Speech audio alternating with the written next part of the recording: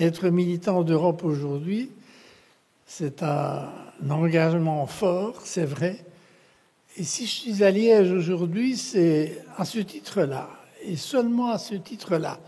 Je pense que l'important aujourd'hui, c'est d'expliquer, de convaincre, d'amener par la raison les citoyens européens à se faire une idée de l'état de l'Europe et de la direction dans laquelle elle devrait aller. Alors, le faire à Liège est particulièrement gratifiant pour moi, d'abord parce que, vous l'entendez peut-être encore dans le fond de mon accent, je suis liégeois, mais aussi parce que Liège, peut-être plus que les Liégeois ne le réalisent, est une ville foncièrement européenne.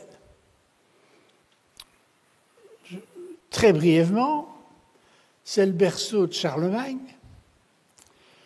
Elle a été créée par Notger, qui est un moine originaire de Souabe. Elle a été l'objet, ça les Liégeois n'oublient pas, de la rivalité entre la Bourgogne et le royaume de France avec l'épisode des 600 franchis-montois. Elle a été le foyer de l'activité de Curtius, Jean de Corte, un grand humaniste européen qui a essaimé en Espagne. À la veille de la Révolution française, à laquelle les Liégeois ont adhéré un peu de manière enthousiaste en brûlant la cathédrale Saint-Lambert, ce qui était peut-être un peu excessif, à la veille de cette révolution, elle était gouvernée par un homme extraordinaire qui est François-Charles de Velbruck, évêque et encyclopédiste, innovateur social, champion des Lumières et fondateur de la Société littéraire et de la Société de l'émulation, qui sont toujours actives à Liège.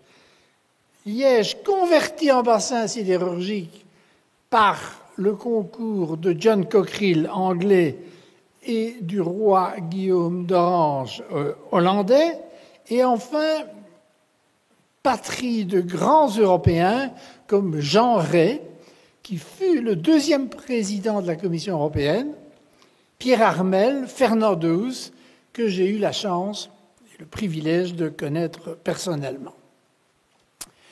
D'où, je crois, Liège a un intérêt historique, c'est dans sa filiation de s'intéresser aux choses de l'Europe. Et nous sommes réunis pour parler Europe à un moment de basculement planétaire, à un moment où l'histoire évince l'actualité dans le débat politique.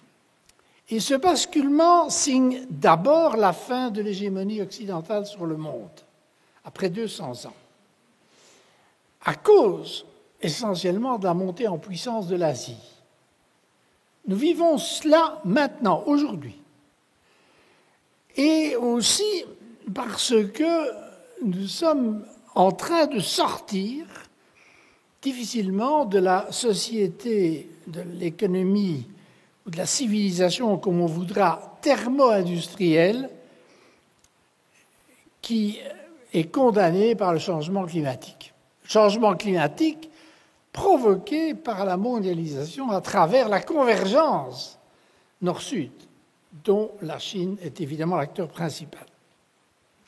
Donc ça vaut la peine de consacrer une réflexion approfondie à ce séisme historique qui est décisif pour la viabilité du modèle européen, désormais confronté à la contrainte de soutenabilité environnementale, et pour permettre à l'Europe d'assumer un nouveau rôle dans le monde, notamment en raison du retrait des États-Unis du système multilatéral. Ce ne sont pas les immigrés qui menacent le mode de vie européen. C'est notre incapacité à gérer le changement géopolitique, systémique et climatique, et c'est surtout notre manque de confiance en nous. Et nous devons écouter là-dessus les jeunes. Nous devons écouter aussi tous ceux qui ont déjà entrepris chez eux à la maison, dans leur quartier, à trier les déchets, à prendre leur vélo, à s'approvisionner dans les filières agricoles courtes, de la fourche à la fourchette. Un récent sondage en France montrait que 72% des Français étaient en faveur de proclamer l'urgence climatique. Il y a donc une avance du public sur le politique et l'Europe est le moyen de combler cette attente qui, si on n'y répond pas, risque de devenir anxiogène. Alors l'Europe, le continent européen, s'enorgueillit avec raison d'avoir construit un modèle de développement qui concilie liberté et justice. Et c'est la singularité de l'Europe comparée aux États-Unis, où le système est foncièrement inégalitaire, raciste et violent. Récemment, Warren Buffett, qui est la seconde fortune après Bill Gates aux États-Unis, et qui est un homme éminemment honorable, c'est un investisseur, mais qui a toujours vécu simplement, qui a donné déjà de son vivant toute sa fortune à la fondation Bill Gates, sans lui créer une fondation à son nom, ce qui est admirable, et donc qui a un regard assez serein sur le monde d'aujourd'hui, disait à propos de la situation des inégalités aux États-Unis, c'est vrai que en Amérique, nous sommes entrés dans une guerre des classes. Cette guerre, c'est nous, les riches, qui l'avons déclenchée. Et c'est nous, les riches, qui sommes en train de la gagner. Ce sont des paroles très lourdes et qui méritent d'être méditées quand elles viennent dans des magnats de la vie américaine, mais qui réfléchit sur son temps, qui fait ce que devraient faire toutes les élites du monde économique, c'est-à-dire s'intéresser au bien commun. Alors, ce système est aussi différent du système chinois. Le système chinois a démontré une capacité inouïe à rattraper le retard pris pendant des siècles sur l'Occident, au point que maintenant, elle est la seconde économie du monde et en réalité, en pouvoir d'achat, la première. Et c'est une économie dynamique, fondée sur un effort technologique propre et pas seulement, comme on le croit trop souvent, sur de la copie, de la reproduction ou du vol de propriété intellectuelle. Mais la contrepartie de cette performance exceptionnelle, ce sont des inconvénients graves qui tiennent au déficit démocratique de la Chine. C'est évidemment les inégalités, mais elles sont plus faciles à supporter dans un contexte de croissance rapide. C'est l'environnement et c'est la répression qui est aujourd'hui organisée d'une manière extrêmement, je dirais, scientifique. Donc le continent européen a raison, mais son modèle est miné à la base par la perte de 3 rentes, c'est-à-dire des choses auxquelles on n'a pas droit mais dont on bénéficie. J'espère que vous en connaissez quelques-unes dans votre vie, ça fait toujours plaisir. La première, c'est la rente stratégique. Ce sont les États-Unis qui assurent notre sécurité depuis la guerre froide. Et cette rente est en train de s'éroder. Les Américains ne sont plus sûrs qu'ils ont envie de nous défendre dans toutes circonstances. Et Mme Merkel l'a dit elle-même, nous ne sommes plus sûrs que nous pouvons encore compter sur l'Amérique. Donc il faut faire quelque chose.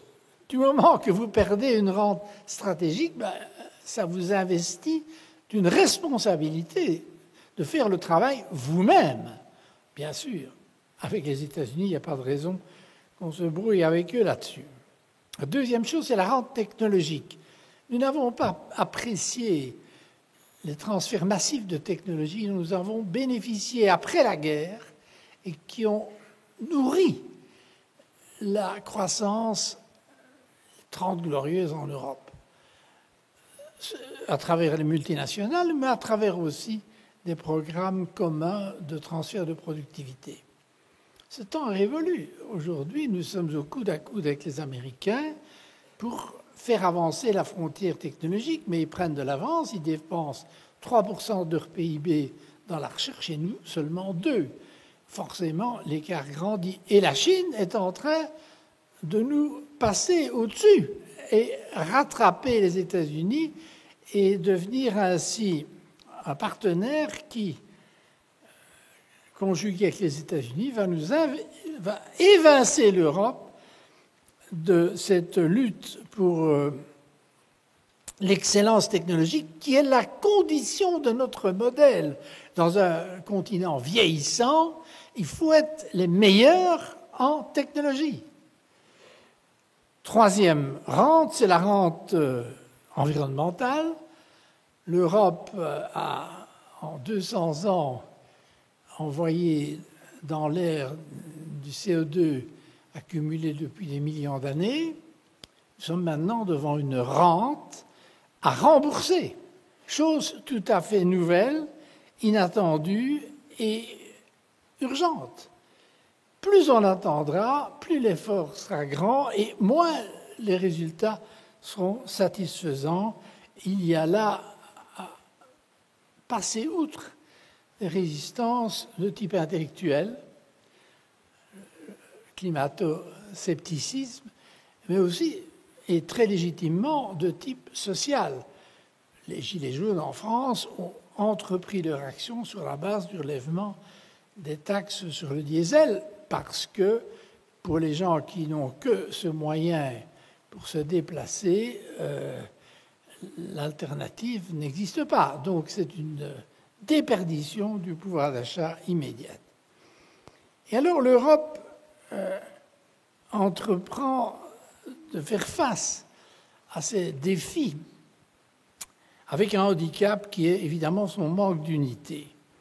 Et je voudrais ici aborder le sujet de ma conférence en vous disant, je vais le traiter en 3 points, dire un mot de la souveraineté et de la paralysie de l'Europe, puis détailler les 3 déficits auxquels nous sommes confrontés et terminer par l'agenda de la refondation de l'Europe et comment on peut s'en sortir.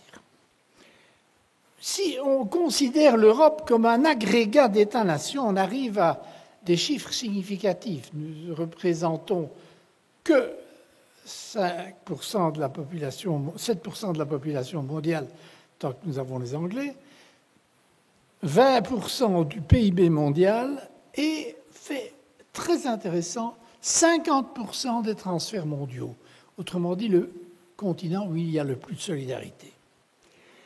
Cela étant, ça donne à l'Europe un poids relatif qui va déclinant à cause de la montée en puissance de l'Asie, mais qui reste quand même un chiffre significatif. Et pour convertir ce poids relatif en puissance, il faut l'unité. Et l'unité, elle implique 2 choses, je crois, c'est que nous prenions une autonomie stratégique vis-à-vis des États-Unis et que nous définissions notre propre projet civilisationnel qui va au-delà du marché. Or, le monde change d'échelle et l'Europe n'arrive pas à réaliser cette unité. Moi, je suis frappé de ce que... Il y aura bientôt 3 ans que les Anglais nous ont dit qu'ils nous quittaient. Bon, ils n'en finissent pas de nous quitter. Ça ressemble à un mauvais opéra où il sort, et puis il est toujours là. Mais on nous avait dit, une fois le Brexit décidé, nous allons refonder l'Europe. C'était le mot utilisé par les chefs d'État et de gouvernement au premier Conseil européen après la décision du référendum britannique. Qu'avons-nous fait depuis? Rien. Rien.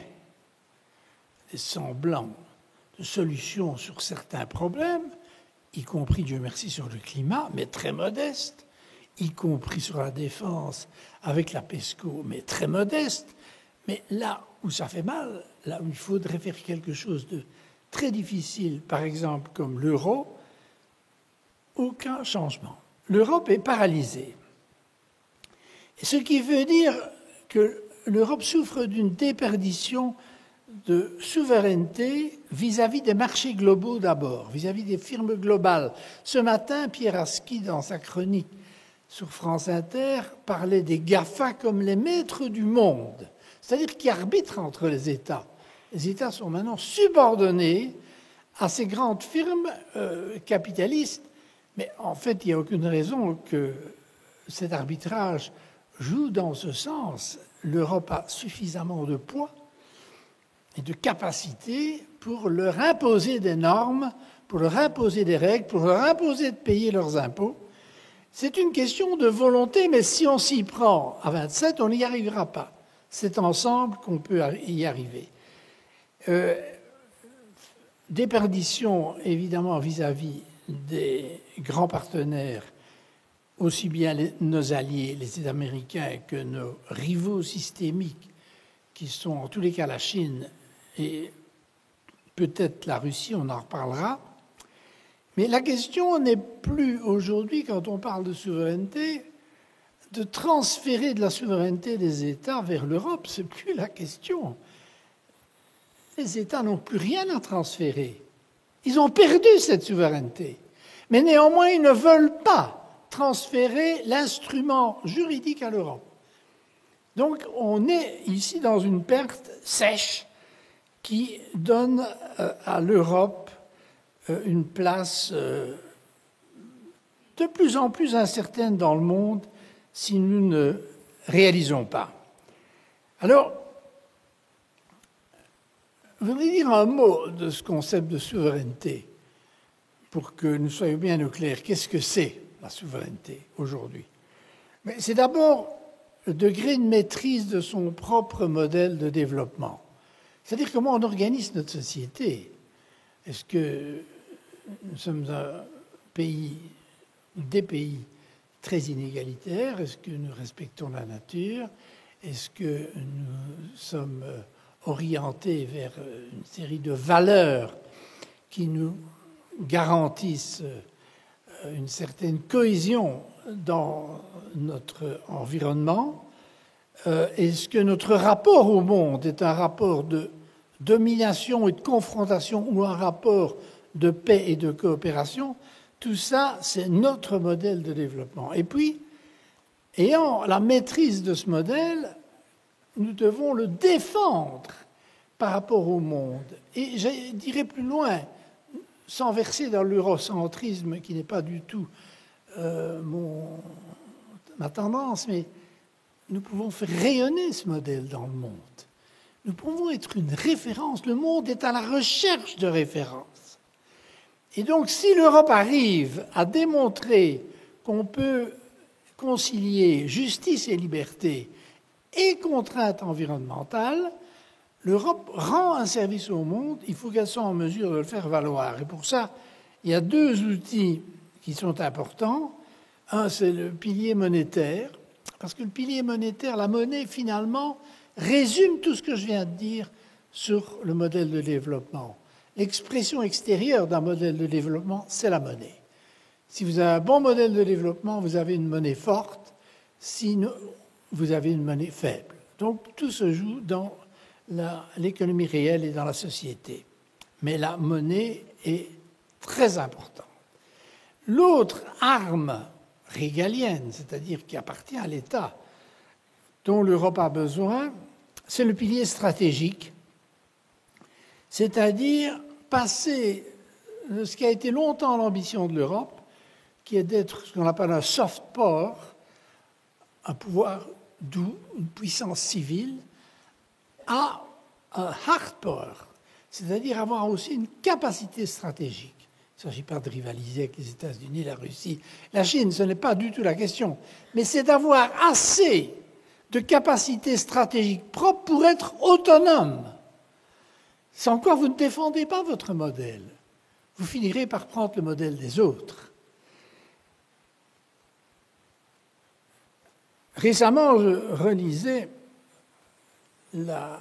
ce que Theodore Roosevelt, l'oncle de Franklin Delano Roosevelt, au début du siècle précédent, qui était un homme de guerre, qui a commandé des troupes avant d'être président,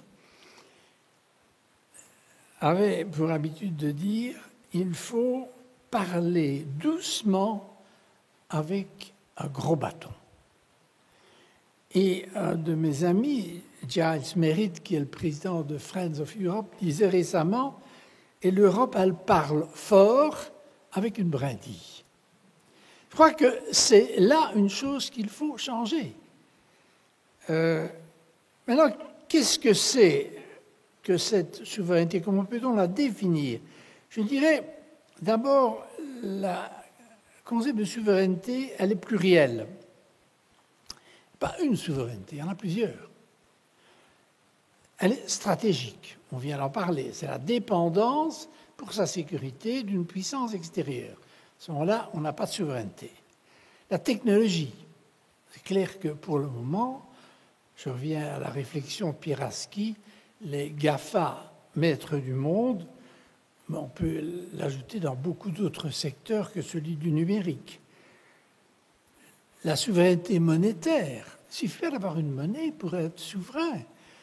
Regardez l'affaire de l'Iran, où les choses se traitent en dollars, et du coup les Américains obligent l'Europe à aller contre ses choix politiques qui est d'arrêter les sanctions vis-à-vis de l'Iran. Nous sommes forcés, nos entreprises, avec notre permission, se conforment aux prescrits américains de faire un embargo parce qu'elles opèrent en dollars, sans quoi elles peuvent subir des pertes considérables. Rappelez-vous la mésaventure de BNP Paribas qui a été obligé de payer hors cours, sans jugement, par un accord avec le procureur, 9 milliards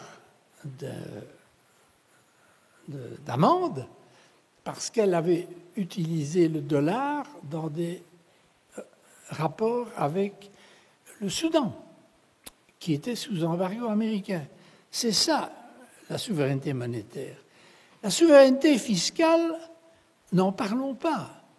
C'est la honte, c'est le crime de l'Europe que de laisser commettre sur son territoire de tels niveaux de fraude et d'évasion fiscale. Herman Van Rompuy, en 2015, disait dans un rapport que l'évaluation, j'ai trouvé les chiffres énormes, enfin c'est le sien, était de l'ordre de 2 à 2,5% du PIB de recettes qui ne sont pas payées, qui devraient l'être. Pour les gens qui se plaignent que la pression fiscale est trop lourde, mais qu'ils pensent d'abord à aller chercher cet argent-là. Récemment, Macron parlait d'une souveraineté protéinique. Alors, ça a l'air idiot, mais en fait, ça renvoie à la souveraineté alimentaire et agricole. C'est l'idée de ne pas faire dépendre les élevages du soja importé d'un pays qui est en train de brûler sa forêt. Pour ma part, je mets dans cette conception plurielle de la souveraineté la culture. Je pense que c'est une bataille de premier plan que nous ignorons, parce qu'elle est insidieuse, elle est discrète, on vit dedans, on vit avec, et on ne se rend plus compte que les Européens qui ont été un foyer de la pensée, les Européens, quand on y pense, ont quand même été à l'origine des grands courants de pensée du monde contemporain. Et aujourd'hui, ils ont tendance à imiter, à reproduire, à s'inspirer d'une pensée qui leur est extérieure, qui leur est étrangère. Et je pense que ça, c'est dangereux. Et puis, la souveraineté, elle n'est pas seulement plurielle, elle est indivisible. En fait, si vous avez un trou dans la chaîne de souveraineté, c'est ça qui va établir le niveau d'effectivité de souveraineté. Pour un exemple, c'est celui de la Chine. La Chine est une puissance stratégique, c'est une puissance technologique, c'est une puissance économique, mais il lui manque une chose. C'est justement d'être un exemple pour les autres pays. Ce n'est pas un modèle. D'ailleurs, les Chinois, quelque part, ne le revendiquent pas. Ils ont bien compris qu'il y avait là un handicap pour eux. Et ça limite leur souveraineté, parce que la souveraineté d'influence est quelque chose d'important. Et enfin, ça vous l'avez imaginé tout de suite, c'est que la souveraineté est un concept relatif. Dans un monde interconnecté, interdépendant, on est contraint à la coopération. Mais quel est votre poids autour de la table? C'est toute la question. Pourquoi je vous parle si longtemps de la souveraineté? Par esprit militant européen, non. Je crois que c'est la clé aujourd'hui de la crise de la démocratie. Parce que pour moi, la souveraineté est la condition pratique de la démocratie. Sans souveraineté, la démocratie fonctionne dans le vide. Les élus sont perçus par les électeurs comme des ombres chinoises sur le mur de la mondialisation. Ils s'agitent, ils font de la com, ils interfèrent avec la gestion, mais ils renoncent à faire de la politique, c'est-à-dire à agir sur les structures, à agir sur les objectifs à long terme, à adapter la société au changement du monde. Leur devise implicite dans tous les rangs, je le crains, c'est TINA. There is nothing, there is no alternative. C'était le mot de Margaret Thatcher. Elle disait, il n'y a pas d'alternative. C'était son leitmotiv, sa mantra dans toutes ses interventions. Quand elle terminait de défendre une politique, elle disait TINA, there is no alternative. Eh bien, si, il y a des alternatives, mais il faut les penser et les vouloir. Et ici, je crois que nous avons adopté à travers ce slogan de Thatcher ce que moi j'appelle la mantra néolibérale. Et petite parenthèse sur le néolibéralisme. Camus a dit quelque part mal nommer les choses ajoute au malheur du monde. Mal nommer les choses ajoute au malheur du monde. C'est-à-dire que quand on utilise un mot, il faut l'expliquer pour éviter les malentendus. Et moi, je fais la distinction entre libéralisme et néolibéralisme. Néolibéralisme est au libéralisme, ce que l'islamisme est à l'islam, ou l'intégrisme est à la religion catholique. Le libéralisme politique, c'est quelque chose auquel, implicitement, ou du moins, nous appartenons tous. Depuis la Révolution française, quand il s'est agi de remplacer un régime autoritaire, une monarchie absolue, par une participation des citoyens, on est entré dans le libéralisme politique. Et c'est le fondement de la démocratie moderne dans nos pays. Et le libéralisme économique, c'est de confier au marché la responsabilité d'allouer les ressources pour arriver à un meilleur résultat possible. Et je crois que c'est aussi une chose à quoi nous sommes tous attachés. Mais nous sommes attachés à un équilibre entre libéralisme économique et libéralisme politique. Et le néolibéralisme, c'est lorsque le libéralisme économique l'emporte, submerge, évince le libéralisme politique. Donc c'est une doctrine qui, aujourd'hui, est profondément inscrite dans les grands choix et dans les grandes politiques de l'Europe. À l'insu des gens, à l'insu, et c'est un peu paradoxal, de beaucoup de politiques qui ne réalisent pas ce qui est en train de se passer, qui est un fait nouveau dans le monde et qui est à l'origine des problèmes que nous rencontrons aujourd'hui. Je crois que c'est le défaut, donc, premier défaut des élus, c'est qu'ils se confinent dans la communication, dans la gestion, et ils perdent le contrôle des grands problèmes de notre temps, la croissance, l'emploi, la redistribution des revenus et de la richesse, et surtout la réponse aux grands enjeux du climat. Et je crois que le populisme trouve ici ses racines profondes. L'immigration agit comme un catalyseur, mais ce n'est pas la source principale des difficultés de l'Europe aujourd'hui et de l'impuissance consentie du politique face aux forces globales de marché et face à l'émergence de nouveaux acteurs au niveau global. Et nos États membres, souvent,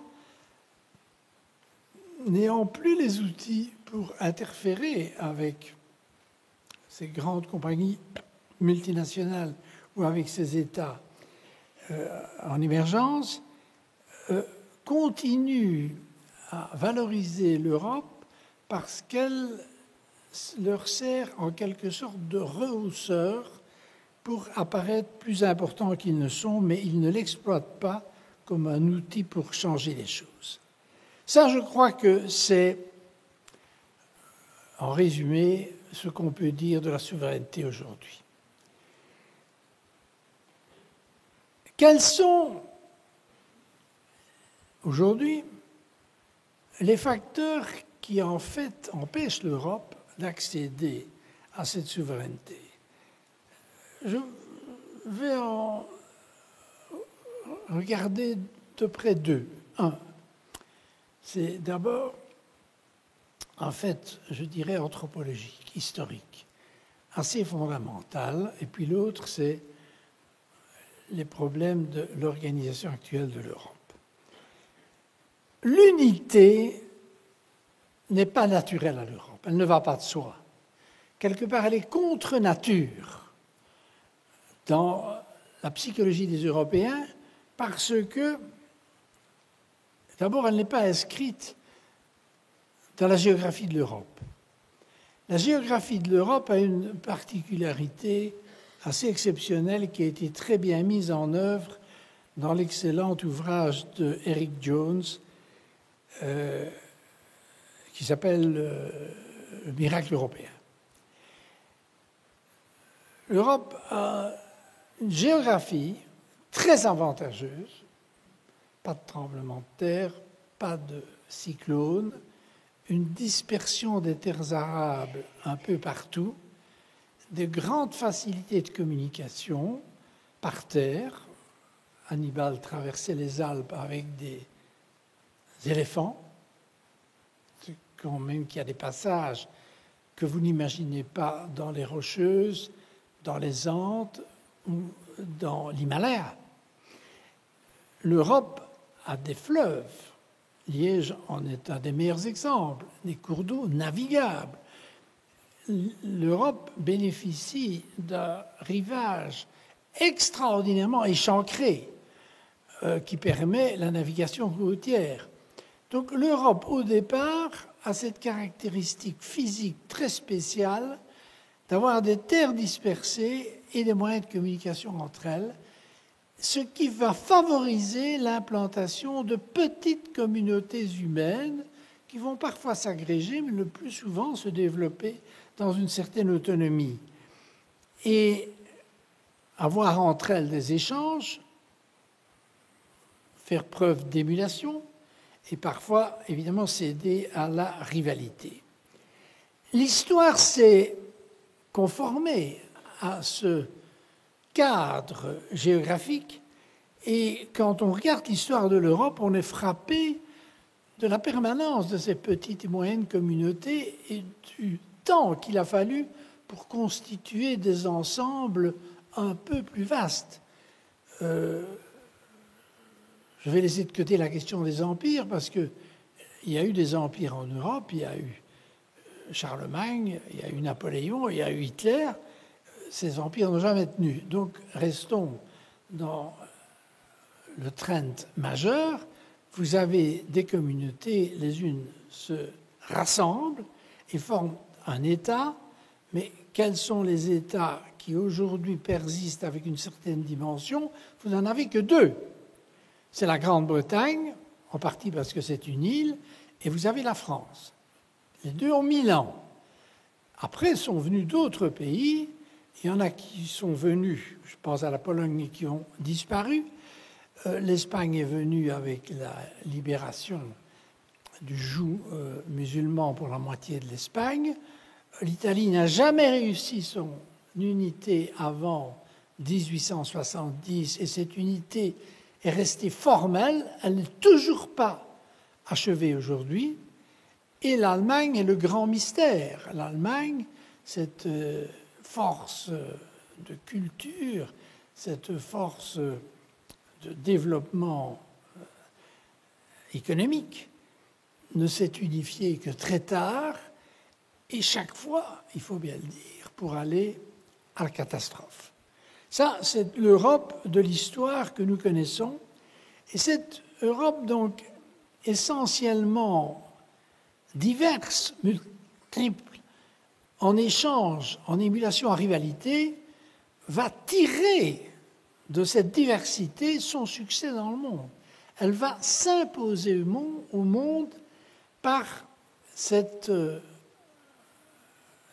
caractéristiques qui sont nourries néanmoins de moments civilisationnels. Je crois qu'on ne peut pas négliger que l'Europe a été d'abord unifiée par la chrétienté, qui n'est pas une structure politique, mais qui crée une série de valeurs et d'institutions qui pèsent encore aujourd'hui dans nos choix de société pendant 1000 ans.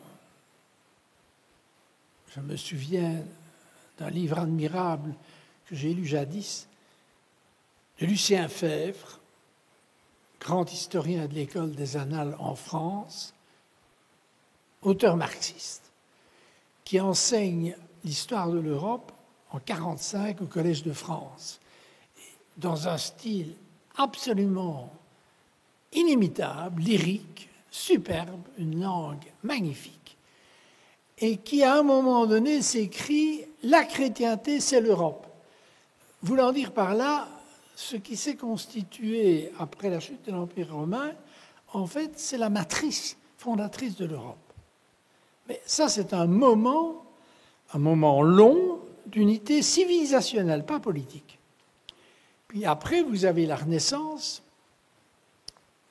vous avez les Lumières, et comme produit des Lumières, je vais choquer certains d'entre vous, vous avez le capitalisme et la démocratie.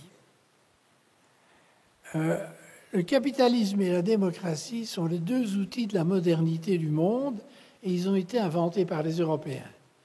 Et ce n'est pas un hasard si l'un a accompagné l'autre. Il l'a accompagné en tension, évidemment. Le capitalisme produit de la richesse mais la répartit très mal.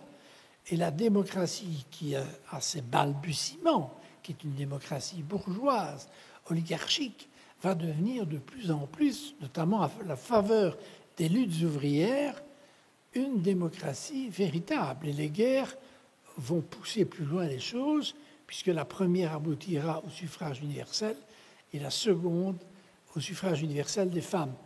Donc il y a ce parallèle qu'on peut faire entre la formidable explosion de productivité et de richesse que va apporter le capitalisme et la lutte pour un partage juste de ses fruits Et pour un équilibre entre les deux, c'est l'essence.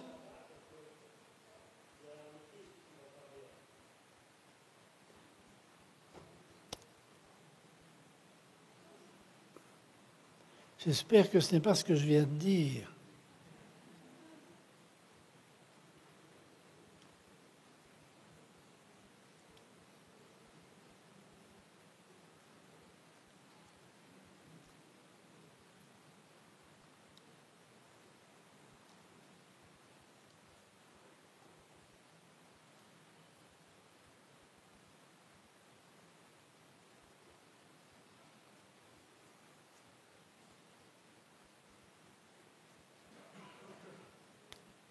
On m'invite à poursuivre ce que je fais, à peut-être servir de musique de fond pour calmer l'anxiété du malade. Je continue en disant qu'au fond, ces moments de civilisation n'ont pas été toujours partagés. Il y a des divisions qui sont nées au sein de ces moments civilisationnels. La différence entre Constantinople et Rome en est un, la querelle, les guerres de religion entre protestants et catholiques en sont une autre, et l'accès aux Lumières a été très inégal en Europe. Et ces clivages, nous les retrouvons aujourd'hui. Aujourd'hui, nous allons le voir, ces clivages contribuent à bloquer l'Europe. Maintenant, un mot des institutions européennes. Et je vais le faire de manière un peu cursive pour que vous ne soyez pas désorientés par le caractère un peu technique de ça, au contraire. Donc, il y a cette difficulté de faire l'unité européenne malgré des moments civilisationnels largement partagés, mais pas complètement. Et puis, il y a l'après-guerre. L'Europe s'est divisée, l'Europe est anéantie, elle a été libérée par deux forces extra-européennes, les États-Unis et la Russie. Chacune a pris le contrôle d'une partie de l'Europe. Le bloc de l'Est devient pacte de Varsovie, Comecon, dans un système qui va fonctionner sur un mode très répressif.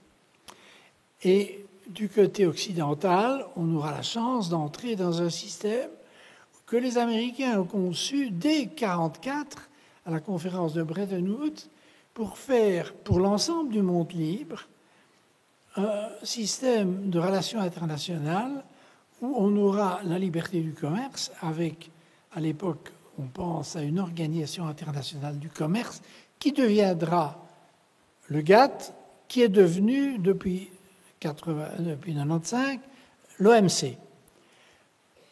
Dans le domaine monétaire, on aura le Fonds monétaire et la Banque mondiale. Et dans le domaine normatif, on va ressusciter l'Organisation internationale du travail, qui est plus ancienne et qui produit des normes sociales. Et les Américains vont construire un système multilatéral sur ces trois piliers, mais ils ont besoin du concours de l'Europe. Et pour cela, il faut que l'Europe désarme toutes les protections qui sont nées de la guerre et les interventions d'État, etc. Donc, l'Europe fait à ce moment-là un grand mouvement d'unité, mais qui est patronné par les États-Unis et qui a évidemment comme logique profonde, par ailleurs, pas seulement la reconstruction, mais l'endiguement de la pression soviétique. Et l'Amérique va prendre à sa charge la défense de l'Europe avec l'OTAN. Et du coup, les Européens vont se trouver déresponsabilisés. Ils vont se trouver confinés à des questions de marché, mais ils n'auront pas la responsabilité de leur sécurité. Ils vont l'abandonner outre-Atlantique. Et quelque part, ça va rendre très difficile la naissance en Europe d'une perception d'une communauté de destin face au reste du monde. En fait, on est noyé dans l'espace atlantique et on va rester confortablement, mais avec toutes les contreparties en termes de dépendance que j'ai évoquées tout à l'heure. La première tentative, c'est la CE, qui fonctionne assez bien dans la mesure où on est 6 États, on se ressemble. L'agenda est modeste, il s'agit de faire une union douanière et puis un marché commun. Et le marché commun, en réalité, on n'arrive pas à le faire.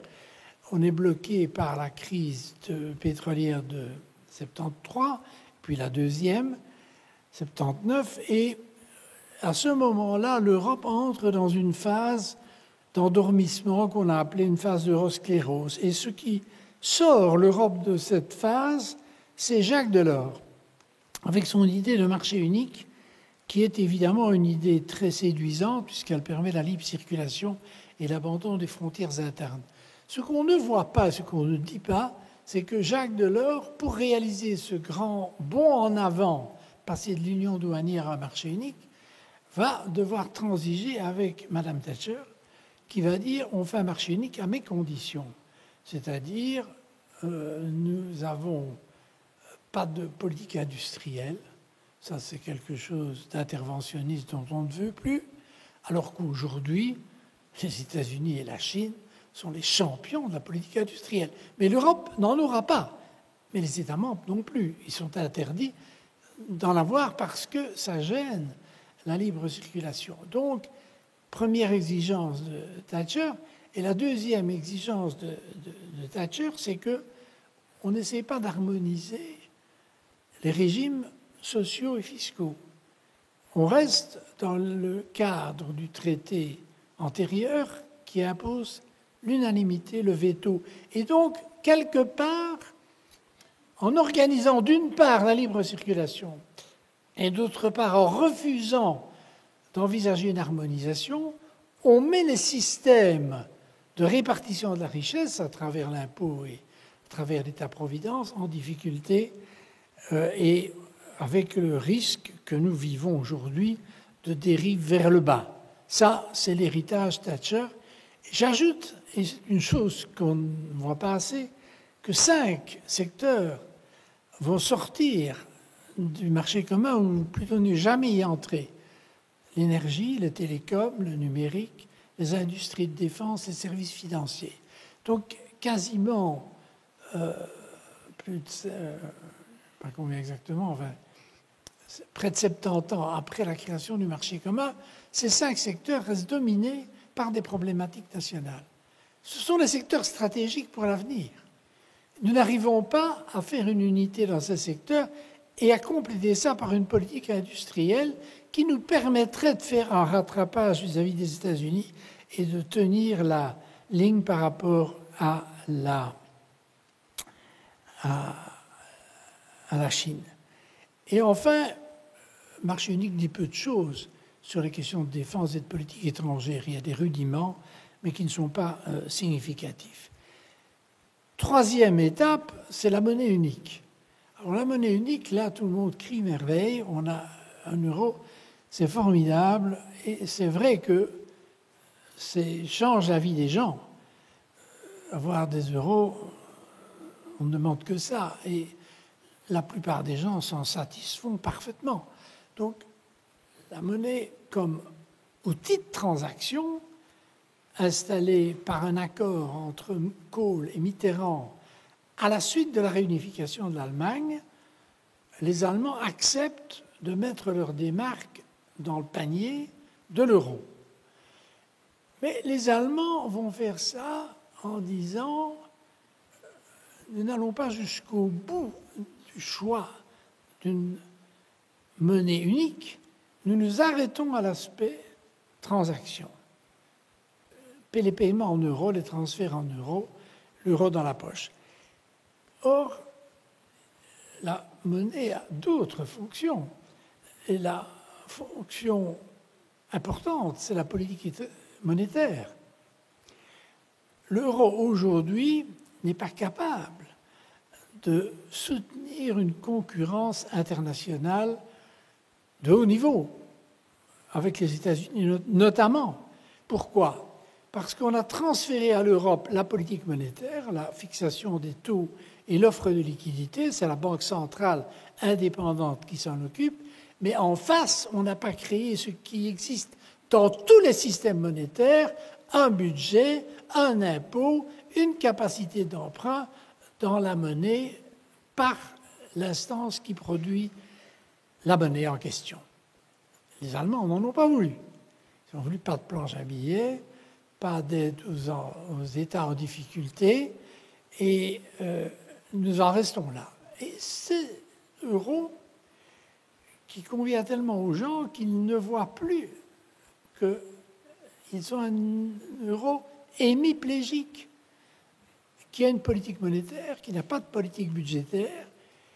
Et quel est le risque? Le risque, il est ce que nous vivons maintenant. C'est que comme on n'a plus que la monnaie pour relancer l'économie quand elle est en difficulté, ce qui est le cas aujourd'hui, on abaisse les taux d'intérêt. On les abaisse jusqu'à faire des taux d'intérêt négatifs. On produit des liquidités. La Banque centrale européenne a quelque part dépassé, non pas son mandat légal, mais sa capacité d'avoir un impact réel sur l'économie. Parce que toutes ces liquidités et ces taux d'intérêt à bas coût sont en train de susciter des bulles immobilières, ça c'est évident pour tout le monde, mais aussi des bulles financières parce que les entreprises, au lieu de profiter de cet argent bon marché pour investir, n'investissent pas. Et pourquoi est-ce qu'elles n'investissent pas? Parce que leurs carnets de commandes ne sont pas pleins. Pourquoi est-ce qu'ils ne sont pas pleins? Parce qu'on a sacrifié dans l'opération les salaires et les transferts sociaux. Et c'est la grande faiblesse de ne pas avoir un budget européen qui permet d'équilibrer la responsabilité politique monétaire, politique budgétaire. Donc, cette monnaie aujourd'hui fonctionne en dessous de sa capacité de soutenir la croissance et l'emploi, et elle crée pour plusieurs pays des difficultés considérables, et au total, elle a un effet déflationniste. Ça, c'est d'une gravité extrême pour l'Europe. Mais c'est ce qui se passe aujourd'hui. Troisième fonction de la monnaie, c'est quand même de servir de monnaie de réserve dans le monde. Les Américains, avec la même économie que nous, ont 60% des réserves mondiales en dollars et nous, un peu plus de 20%. Pourquoi? Parce que les Américains protègent le capital, d'abord, je crois que c'est la meilleure raison, contre l'inflation, contre l'expropriation, contre l'imposition excessive, mais aussi parce que les Américains disposent d'un outil financier magnifique qui sont les T-bonds, les bons du Trésor, qui sont une masse financière énorme correspondant à la dette américaine qui est fabuleuse et qui sont des instruments extraordinairement liquides et profonds où on peut s'approvisionner quand on veut sans jamais modifier le cours de ces obligations parce qu'elles sont innombrables. L'Europe n'a pas ça. L'Europe n'a pas aujourd'hui d'obligations européennes en eurobond émises par l'euro, par la Banque centrale. Et nous en aurions besoin. Nous en aurions besoin, pourquoi? Je vous le dirai plus tard, mais c'est pour l'investissement technologique, pour la défense, et je crois aussi, à la limite, pour combler certains déficits sociaux dans les pays en difficulté plus grande que les autres. Le Grexit va un peu corriger tout ça, mais avec des arrangements en dehors des traités. Le système monétaire de stabilité, le traité de discipline budgétaire, l'union bancaire, etc. Mais on est très loin du compte. L'Europe n'a toujours pas réussi à transformer l'essai de l'euro pour passer d'une monnaie de transaction à une monnaie de politique économique. Et je vous l'ai dit, sur le plan de l'extraterritorialité, nous restons tout à fait déficit. Quatrième difficulté qu'a rencontré notre dispositif institutionnel, c'est l'élargissement massif de 2004-2008 qui, je crois, était nécessaire au niveau de l'équilibre, de la stabilité, de la paix en Europe, mais qui a été instrumentalisé de manière tout à fait abusive par les États-Unis avec leur allié anglais à l'intérieur de l'Union européenne, ce qui fait que ces pays sont devenus, pour le moment, mais j'ai confiance que c'est un moment qu'il faut passer, des freins au développement de l'Europe. Mais pour moi, le frein majeur, il est dans la relation franco-allemande. Je crois que la relation franco-allemande est beaucoup plus difficile que ce que nous imaginons. On a faim de croire à une réconciliation. Il y a eu un traité de l'Élysée récemment, il y a eu un nouveau traité d'Aix-la-Chapelle.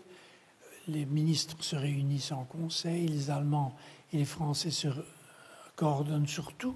Mais foncièrement, il existe entre les deux pays un désaccord profond, qui est la clé peut-être que nous allons devoir utiliser pour faire rebondir l'Europe. La première, c'est que l'Allemagne est de toute évidence un géant économique, mais c'est un géant économique qui n'a aucun projet et qui, quelque part, ne peut pas avoir de projet à cause de son passé hitlérien. L'Allemagne est interdite d'une politique qui implique l'usage de la stratégie en dehors d'un cadre européen. Ça lui est rigoureusement impossible. Donc, quelque part, l'Allemagne est handicapée. Elle est riche, mais impuissante. La France, c'est le contraire. La France est naturellement activiste. Elle a un siège au Conseil de sécurité. Elle a une capacité nucléaire. Et elle veut jouer un rôle de premier plan au niveau international. Mais elle n'en a plus les moyens. Elle s'épuise au Sahel avec le G5. Elle a joué les utilités, il faut bien le dire, en Syrie. Et quand vous regardez de près le dernier G7 de Biarritz, vous voyez un Macron extraordinairement talentueux, sympathique, habile, tout ce qu'on veut. Mais les résultats, à la fin de la journée, que ce soit sur le climat, sur l'impôt, sur l'Iran, sont nuls. Parce qu'il joue perso. Il ne veut pas, il ne peut pas mobiliser la force de l'Europe tant qu'il n'y a pas cette véritable réconciliation franco-allemande où le plus riche va mettre en commun sa richesse avec la capacité stratégique et diplomatique de l'autre. C'est le nœud crucial aujourd'hui qu'il faut régler en Europe. Alors, un mot sur les trois défis que j'ai évoqués. Je le ferai brièvement. Premier défi pour moi, c'est la crise du capitalisme. Pas moi qui le dis. La semaine dernière, le Financial Times, pas vraiment le journal de gauche, a sorti une édition tout à fait étrange qui était une page jaune, recto verso, qui entourait le journal avec le logo du journal en haut et simplement au milieu, Capitalism for Reset, c'est-à-dire pour une réforme du capitalisme.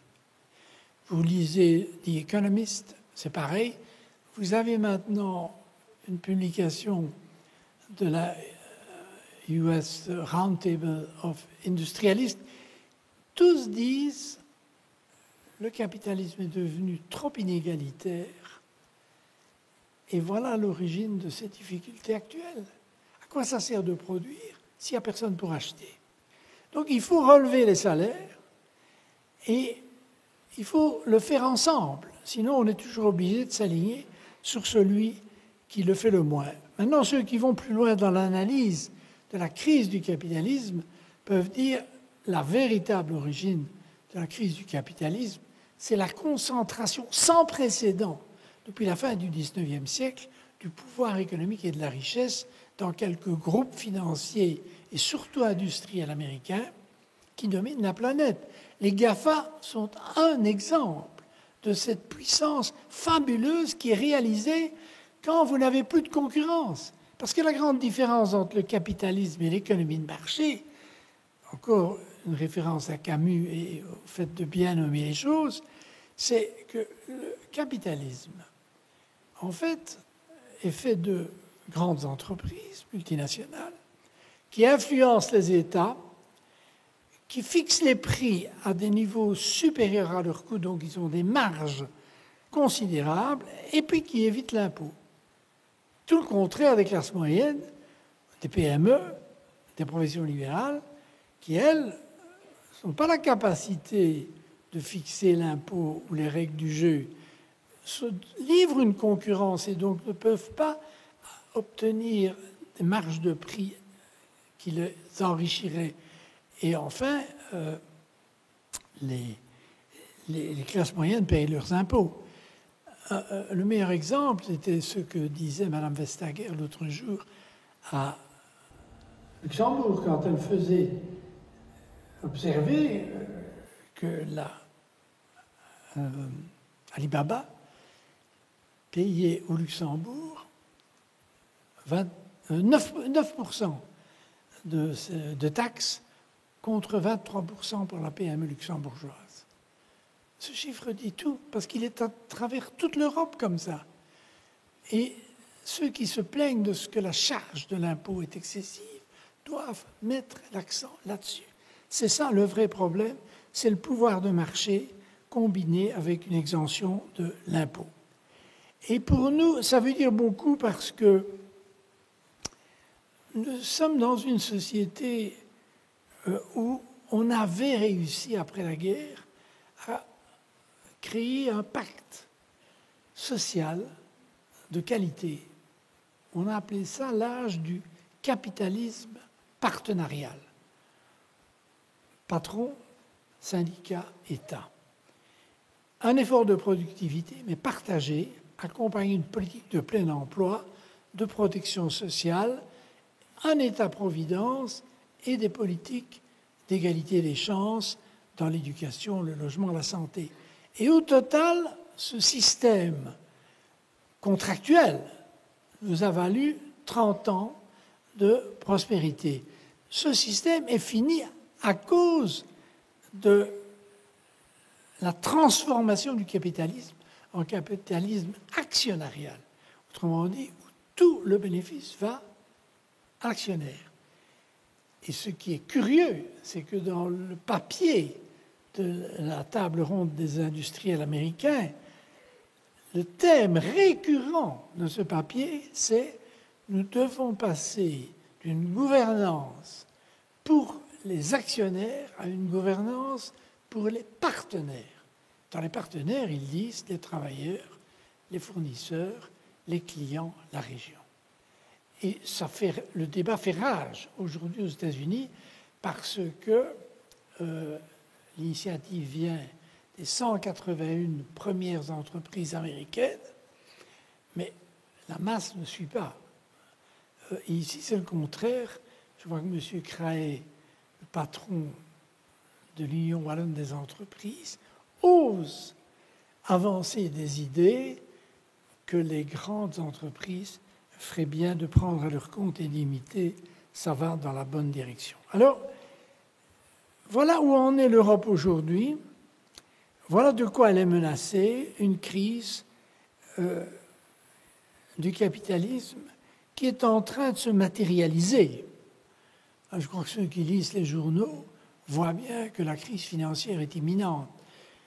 Par où elle commencera, ce qu'on peut dire avec certitude, c'est que les États sont moins préparés aujourd'hui à cette crise qu'ils ne l'étaient en 2008. C'est-à-dire qu'ils l'attendent, en ça ils sont mieux préparés, mais ils n'ont plus les moyens de la contrer si elle arrive. Quand vous avez déjà des taux d'intérêt négatifs et que vos États sont surendettés, quels sont vos moyens d'action face à une crise? Ça va être un moment de vérité pour l'Europe parce que c'est là qu'on mutualise tout, et c'est ce qu'il faut faire à mon avis, et ça passe par la réforme de l'euro. C'est, je crois, là que tout va se jouer. Deuxième crise, c'est la crise géopolitique. La crise géopolitique, c'est le fait que les Américains se retirent et que la Chine monte. Alors, problème pour nous, il y a le problème récurrent du Moyen-Orient. Double question, le pétrole contre la stabilité des dynasties. La grande idée de Roosevelt et d'Imseout le 14 février 1945 sur le croiseur Quincy, qui explique pourquoi les masses arabes nous détestent tant. L'origine du terrorisme, elle est là. On peut parler de la religion. Moi, je vous dis, et je suis convaincu que ce qui fait enrager les masses arabes, c'est que nous, démocrates, économie de marché, soutenons des régimes qui sont inefficients, corrompus et despotiques. Tout ça pour avoir du pétrole bon marché. Premier problème, Moyen-Orient. Le deuxième, c'est évidemment qui est l'hégémon régional. Égypte, Iran, Israël, Turquie. Situation très difficile à gérer. Deuxième situation, c'est la Russie. Il est incompréhensible que l'Europe inflige des sanctions à la Russie, sauf que nous avons créé les conditions où la Russie est redevenue paranoïaque. Ce qui nous inquiétait dans la Russie de jadis, d'avant 1989, c'était l'URSS. Une fois qu'elle est effondrée, nous retrouvons la Russie dans sa civilisation proche de la nôtre. La Russie de Dostoïevski, de Tchaïkovski, de tous les musiciens, artistes, tout ce qui a créé entre nous des liens fondamentaux. Il faut les renouer. Mais les Américains, j'ai le regret de le dire, ont préféré jouer la provocation vis-à-vis de la Russie pour la mettre à genoux. Plus l'URSS seulement, mais la Russie pour qu'elle ne se relève jamais. Et c'est vrai dans les conditions d'accès à l'économie libre où on a laissé se créer des oligarques. C'est vrai dans la surveillance de l'OTAN aux frontières de la Russie. Tout ça, ça a produit du Poutine. Et Poutine est évidemment un homme dangereux. Et donc nous avons à ce moment-là raison d'avoir peur de lui.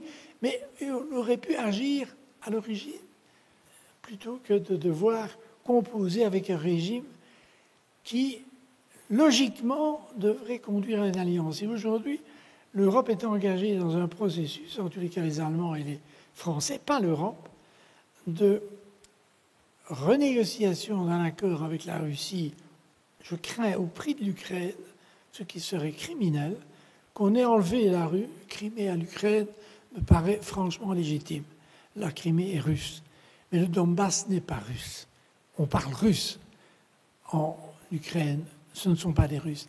Et donc, il faut être très attentif quand on veut renouer avec la Russie, de ne pas sacrifier l'Ukraine, qui est un État pont très important. Mais pourquoi est-ce qu'on veut renouer avec la Russie? Parce qu'on a peur des Chinois. Et j'arrive à la peur des Chinois. La peur des Chinois, c'est quelque chose de très profond en Amérique. La montée d'un concurrent, d'un rival. Et je résumerai ceci par une référence à ce qu'on a appelé le piège de Thucydide. Cet auteur grec du VIe siècle ou du Ve siècle avant le Christ, qui a suivi la guerre du Péloponnèse entre Athènes et Sparte. Athènes montait, Sparte descendait. Deux hégémons, deux puissances luttant pour la superpuissance. Et le résultat était la guerre du Péloponnèse, c'est-à-dire une guerre entre les deux villes. Et Thucydide a élaboré cette théorie que quand un hégémon montant se trouve sur la route d'un hégémon descendant, c'est inévitablement la guerre. Quand un professeur de Harvard récemment, Richard Allison, a fait avec ses étudiants une étude sur 16 cas similaires depuis l'an 1500, il a trouvé que 12 fois on est allé à la guerre. Et dans ces 12 fois, il y en a une qui nous intéresse, c'est la guerre de 14-18. La guerre de 14-18, son origine profonde, Ce n'est pas seulement le nationalisme, le militarisme, les alliances diplomatiques, les mobilisations foireuses, c'est le fait que l'Allemagne voulait sa part du gâteau et que les puissances installées ont décidé qu'elle devait rester un acteur de deuxième rang. Et elle s'est servie par elle-même, d'où la cascade de désastres qui a suivi 14-18 jusqu'en 40-45. Les Américains sont convaincus que la Chine doit changer. Et moi, je crois qu'elle ne changera pas. Et je pense que la singularité de l'Europe, c'est de faire accepter aux Américains que la Chine ne va pas changer, qu'il faudra vivre avec telle qu'elle est et qu'on en a besoin telle qu'elle est. Que la Chine, malgré ses défauts internes qu'elle doit gérer, mais elle a une fonction critique dans le troisième dossier que je voulais évoquer rapidement, parce que c'est celui que vous connaissez le mieux, c'est la question du climat et de la biodiversité. Je vais surtout parler climat, mais je pense aux deux. Le climat, ça nous est tombé dessus, franchement, de manière tout à fait inattendue. D'après les historiens, l'ère anthropocène, c'est-à-dire l'ère où l'homme influence sa géographie, remonte à la révolution industrielle, à la fin du XVIIIe siècle. Et c'est maintenant qu'on en prend toute la mesure. Et j'ai vérifié avant de venir, parce que ça me paraissait assez incroyable, mais ce n'est qu'en 2007 que le GIEC s'est prononcé de manière engagée sur le fait que c'était l'homme qui était à l'origine du réchauffement climatique. Avant ça, on avait la possibilité de penser que c'est un accident de la nature et que tout ça allait se remettre en place. Maintenant, nous savons que ça n'est pas vrai. Maintenant, nous voyons dans notre expérience les glaciers fondre, l'Arctique entrer en débâcle, le permafrost commencer à bouger. Nous voyons bien que nous sommes entrés dans le changement climatique avec une toute petite hausse de 1,5%, même pas 1,2% par rapport à l'ère de température, par rapport à l'ère pré-industrielle. Il est urgent d'agir, il est urgent de réagir, et pour moi, je vais aller vers ma conclusion là-dessus. Je crois que la crise climatique et environnementale, ça va être un choc profond. Il ne faut pas tomber dans la collapsologie, la théorie de l'effondrement, ça ne sert à rien.